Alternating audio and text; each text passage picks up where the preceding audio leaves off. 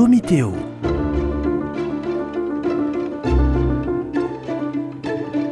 Domitéo, un dialogue théologique avec les Dominicains de Toulouse.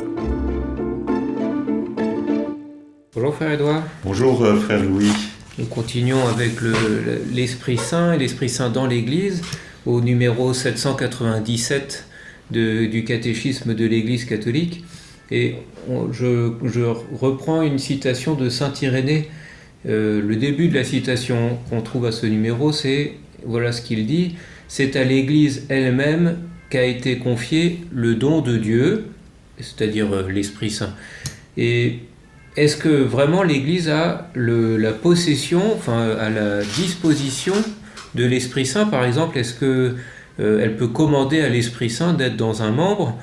Par exemple, on dit à la confirmation que l'Église donne l'Esprit Saint, ça veut dire que l'Esprit est à disposition de l'Église? Alors, oui et non.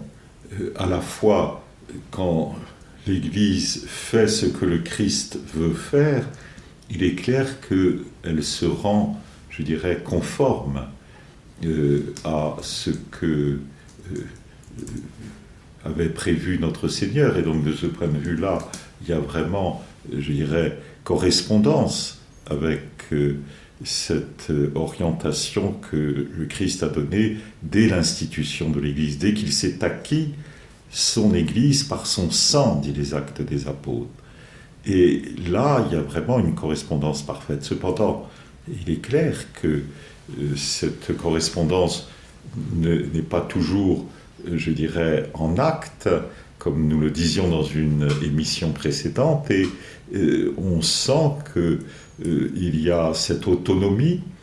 L'épouse n'est pas l'époux, et elle vit une certaine autonomie. Et donc, on le voit très bien dans les Actes des Apôtres, quand le Saint Paul évoque, ou Saint Pierre évoque la situation et voit que on dit l'Église et l'Esprit avons décidé que. On fait passer l'Église en premier avant l'Esprit Saint, donc c'est assez formidable. Donc on commence par prendre une décision, puis on voit que le Saint-Esprit vient en quelque sorte confirmer ce qui a été donné à chacun individuellement et qui a fait un consensus. Donc il y a une espèce de balance entre le rôle de chacun avec sa liberté animée par la grâce, et puis d'un autre côté le Saint-Esprit qui vient unifier les choses. Nous et l'Esprit Saint avons décidé que, disent les apôtres. C'est assez extraordinaire. Je ne sais pas si aucun évêque, aucun synode, aucun concile ait osé une formule aussi forte. Je pense que plutôt ils auraient dit l'Esprit Saint, et nous, petitement, nous avons décidé que. Dans les Actes des Apôtres, c'est nous et l'Esprit Saint. Bon, donc, comme si c'était un partenaire à part égale. Oui. C'est quand même assez cloté comme expression. Hein. Mais c'était les premiers temps, c'était les temps de la fondation apostolique de l'Église, donc il y avait vraiment une telle, je dirais, prise de possession de l'Esprit Saint dans le cœur des apôtres qu'il y avait une symbiose que nous ne connaissons plus malheureusement, avec le temps qui s'égrène, qui nous rapproche de la fin des temps, du retour du Christ dans la gloire, où c'est l'Esprit et l'Épouse qui crient ensemble « Viens ».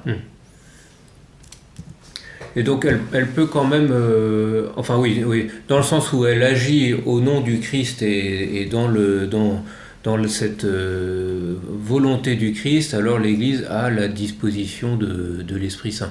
C'est-à-dire qu'à chaque baptême qu'elle donne, il y a un don de l'Esprit Saint. Alors il y a un don de l'Esprit Saint, mais comme nous avions dit dans une émission précédente, eh bien, ce don ne se limite pas à ce qui se passe par l'action des sacrements, et d'ailleurs le texte de saint Irénée que tu citais le déborde en disant « là où est l'Église, là est aussi le Saint-Esprit », mais attention, il ajoute aussitôt « et là où est l'Esprit de Dieu, là est l'Église et toute grâce », comme si au-delà de l'Église, il y avait aussi des grâces.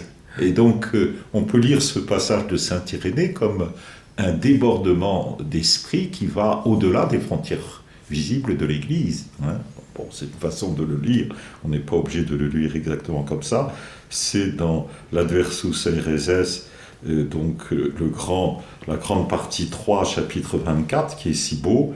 On le chante d'ailleurs là où est l'Église, là est aussi l'Esprit de Dieu, et là où est l'Esprit de Dieu, là est l'Église. Et toute grâce, et ça réjouit les cœurs d'entendre ces paroles bien balancées de saint Irénée, qui marquent les épousailles entre l'Église et l'Esprit, hein, comme s'il y avait une correspondance entre l'un et l'autre. C'est très beau. L'esprit est partout et il dépasse parfois même l'œuvre de l'Église. Et on voit au numéro 798 qu'il opère aussi de multiples manières. Est-ce que tu pourrais développer ces différentes manières d'agir de l'Esprit Saint dans l'Église?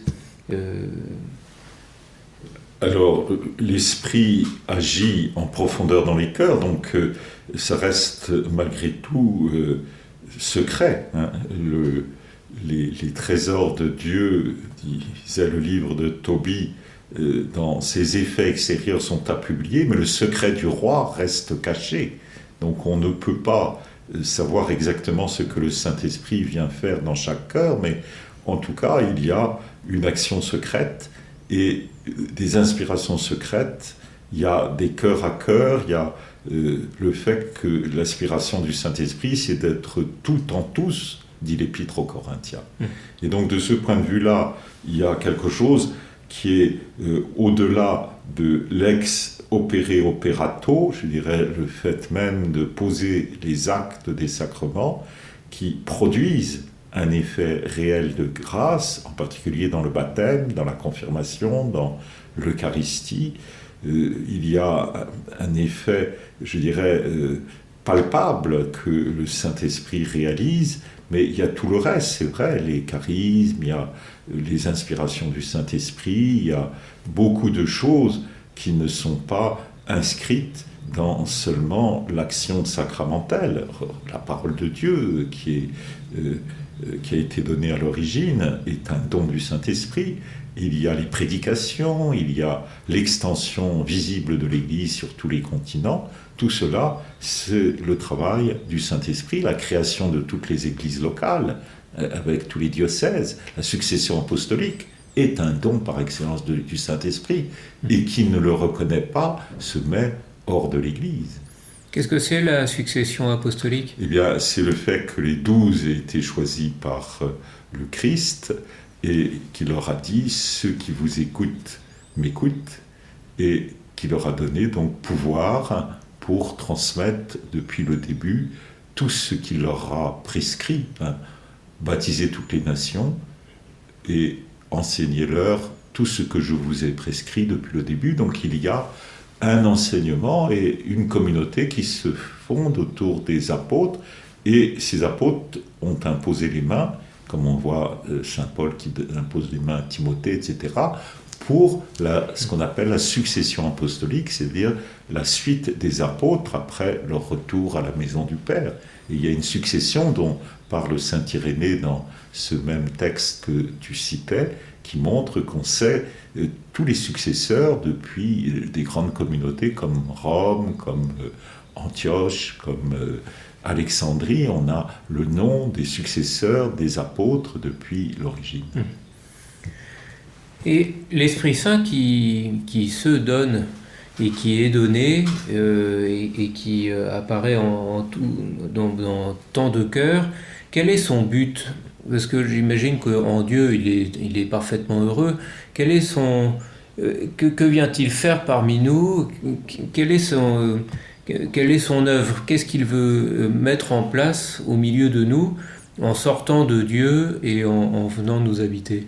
Alors, dans cette très belle encyclique que Saint Jean-Paul II nous avait donnée sur le Saint-Esprit, il avait donné une encyclique sur l'amour miséricordieux du Père, sur le Christ Rédempteur, et une encyclique sur le Saint-Esprit. Et dedans, il dit que la première action du Saint-Esprit c'est de nous persuader que nous sommes pécheurs. C'est assez surprenant. On pourrait penser à des effluves, des charismes, des grâces, etc. Non, la première chose, c'est la métanoïa. Le Saint-Esprit vient persuader les cœurs qu'ils sont pécheurs et qu'ils ont besoin de conversion, qu'ils ont besoin de salut, qu'ils ont le besoin du salut de Jésus-Christ. Donc c'est la première action du Saint-Esprit.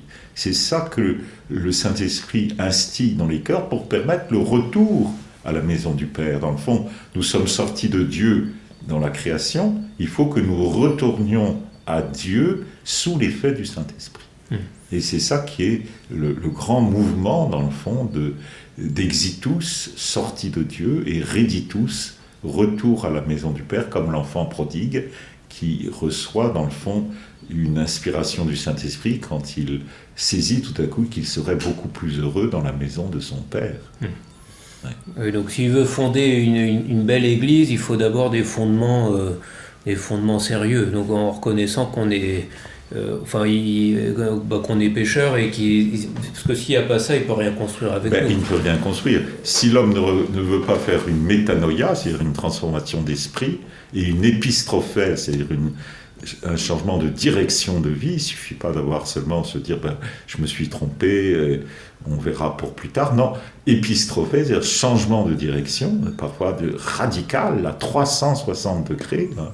Je pense ce père Michel Viau qui était pris dans les loges, et puis d'un seul coup, paf, il passe à l'église anglicane, ou même luthérienne, et puis d'un seul coup, il trouve la plénitude de l'église catholique. Et c'est des épistrophèes incroyables qui peuvent arriver dans le cœur de quelqu'un. Je donne un exemple entre mille, mais ô combien de métanoïa, ô combien d'épistrophèes, c'est-à-dire ô combien de changements d'esprit et changements de direction chez beaucoup d'hommes et de femmes qui écoutent le Saint-Esprit. Merci frère Edouard. À bientôt. À bientôt.